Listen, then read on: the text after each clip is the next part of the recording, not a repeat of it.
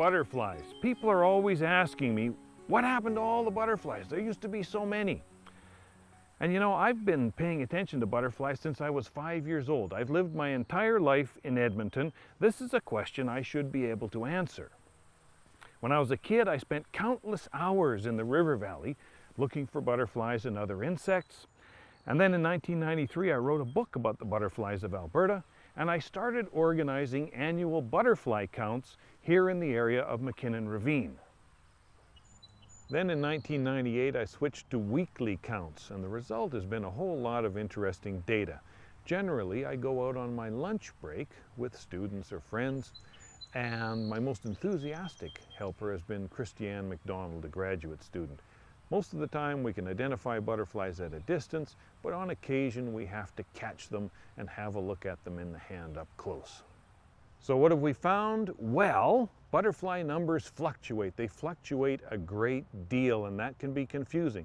But in general, the common species are always pretty common, and the rare species are all still here. In terms of diversity, there are now 3 more species in Edmonton than there were when I was a kid, for a total of about 45.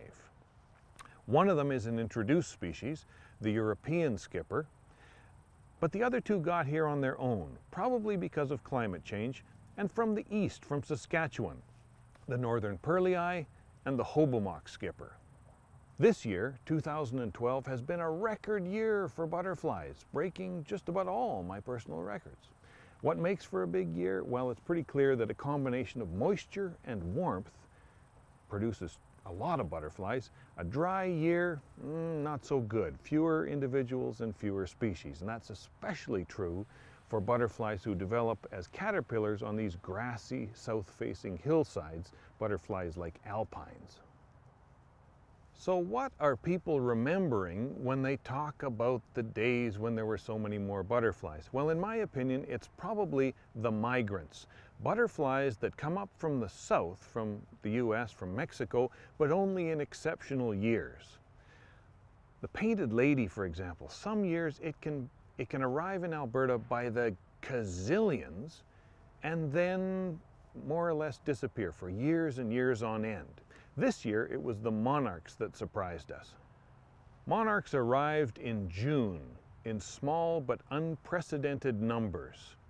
And many of us worried that perhaps they had flown too far this year, too far north, too far west, to a land where there are no milkweed plants for their caterpillars. But in August, the new generation emerged right on schedule, and in southern Alberta, oh my goodness, monarch numbers were tremendously high. So the good news is, as far as I can tell, the butterflies here are not disappearing. Now that doesn't mean we shouldn't be concerned about them, continue to monitor them. And who knows, maybe sometime in the future someone will want to know what the butterflies of Edmonton were like during this period in time. If so, I'm happy to pass on to them a set of what I think is good baseline data that they can use to compare with the butterflies of the future. That's kind of a funny idea, isn't it? Butterflies of the future. We always think of them sentimentally, as if they were in the past. There goes one now, into the future, a butterfly of the future.